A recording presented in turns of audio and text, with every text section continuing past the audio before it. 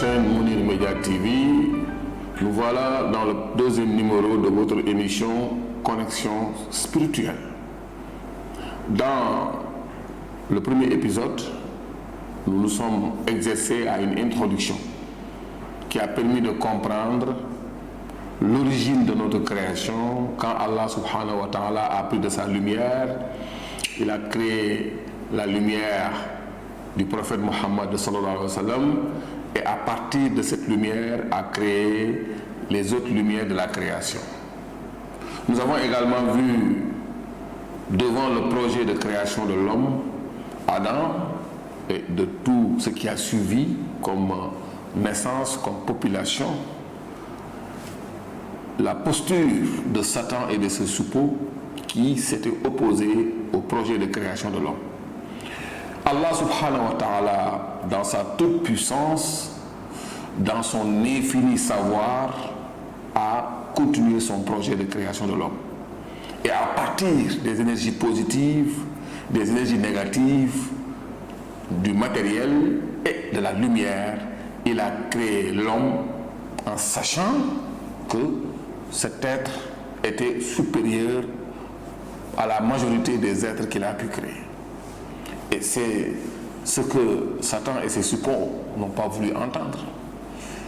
Ce qui a créé donc une dualité entre Allah subhanahu wa ta'ala, le détenteur du savoir parfait, le détenteur de la puissance parfaite, qui a donc en face de lui Satan et ses suppôts, qui ont promis à Adam de le mener vers des actes qui vont le dévier de la rencontre, de la satisfaction d'Allah subhanahu wa ta'ala.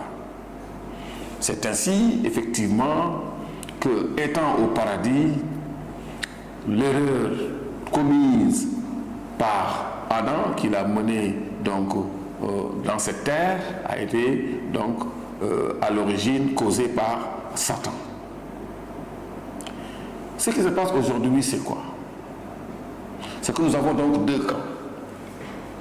Le camp d'Allah subhanahu wa ta'ala, le camp de la vérité, parce qu'il n'y a aucune volonté qui n'existe à part la volonté d'Allah subhanahu wa ta'ala. Et même Iblis utilise cette force d'Allah subhanahu wa ta'ala pour dérouler son programme. C'est à l'image de la lumière et de l'obscurité. À y regarder de près, l'obscurité n'existe pas. C'est juste une absence de lumière. Si vous entrez dans une pièce et que vous mettez la lumière, tout de suite, il n'y a plus d'obscurité. Mais dès que vous éteignez la lumière, tout de suite, l'obscurité envahit la salle. Pour vous dire que l'obscurité est finalement inexistante s'il y a la lumière. La lumière peut être créée. La lumière peut être utilisée pour éteindre toute obscurité. Mais l'inverse est impossible. Il n'est pas possible, là où il y a la lumière, de prendre des ampoules d'obscurité pour obscurcir cette salle-là. C'est comme si l'obscurité n'existait pas. C'est cette métaphore ou bien cette manière de voir qui permet de comprendre que là où Iblis a du pouvoir, c'est là où il y a la lumière de Dieu et de ses prophètes a été éteinte. Donc pour vous dire simplement que le monde aujourd'hui donc est caractérisé par ces deux camps, le camp d'Allah subhanahu wa ta'ala, Hizbullah, et le camp de Satan et de ses suppôts qui ont promis à Adam donc de le dévier de la bonne voie. Aujourd'hui, en observant le monde, il y a ceux qui véritablement se sont connectés, ont continué à accepter ce que Allah a descendu vers les prophètes et que ces prophètes-là ont transmis comme savoir et qui continuent donc d'adorer Dieu à travers plusieurs religions qui partagent le même Dieu, Allah subhanahu wa ta'ala, même si le message qui est appliqué n'est pas le même d'une religion à l'autre. C'est ce que dans le Coran on appelle Ahlul Kitab, ceux qui ont accepté de se soumettre donc à la volonté divine, d'adorer Dieu et d'appliquer les rituels et les comportements qui ont été enseignés par les prophètes. À côté, vous avez Iblis, qui véritablement tire les humains vers des activités mondaines, vers des actes répréhensibles qui véritablement peuvent éteindre leurs âmes et les mener vers l'enfer. Quand on regarde le monde entier, on voit que ce programme-là est déroulé. La musique se déroule à feu. L'alcool, le sport, tous les jeux qui sont interdits dans les religions aujourd'hui battent leur plein dans ce monde actuel. Mais en même temps, il y a ces gens-là qui véritablement ont donc accepté de se soumettre à la volonté divine et de réserver toute leur existence à l'adoration de Dieu. Dans le Coran, il est dit وَمَا خَلَقْتُ الْجِنَّ وَالْإِنسَ إِلَّا لِيَعْبُدُونِ. Allah subhanahu wa ta'ala dans le Coran dit que je n'ai créé les djinns et les humains que pour qu'ils m'adorent. Donc normalement, il ne devait pas y avoir de temps pour faire autre chose. C'est à l'image du soleil ou bien de la lune. Il tourne tous les jours. La terre tourne autour du soleil. Elle ne peut s'arrêter. Si elle s'arrête, ce sera la catastrophe. La lune tourne autour de la terre. Si elle s'arrête, ce sera la catastrophe. C'est pourquoi dans le Coran, il est dit وَالشَّمْسَ تَجْرِي لِمُسْتَقَرٍ لَهَا ذَلِكَ تَقْدِيرُ الْعَزِيزِ الْعَلِيمِ وَالْقَمَرَ قَدَّرْنَاهُ مَنَازِلَ حَتَّى عَادَ كَالْعُرْجُنِ الْقَدِيمِ لا الشمس ينبغي لها أن تدرك القمر والليل سابق النهار وكل في فلك يسبحون. Chacun dans son orbite. L'homme aussi normalement doit être dans une orbite d'adoration sans cesse. Uniquement l'homme a le droit, dans la religion musulmane, de se lever le matin, de prier, d'oublier Dieu s'il le veut, mais de se rappeler de son Seigneur dans l'autre prière, c'est-à-dire vers 14 heures. Il peut également, après 14 heures, oublier Dieu, mais il doit se rappeler de Dieu pour la prière de Asr. Une fois la prière de Asr faite, il peut aussi oublier Dieu jusqu'à la prière du Maghrib et ensuite vaquer à ses occupations jusqu'à la prière du Layl, c'est-à-dire la prière de la nuit.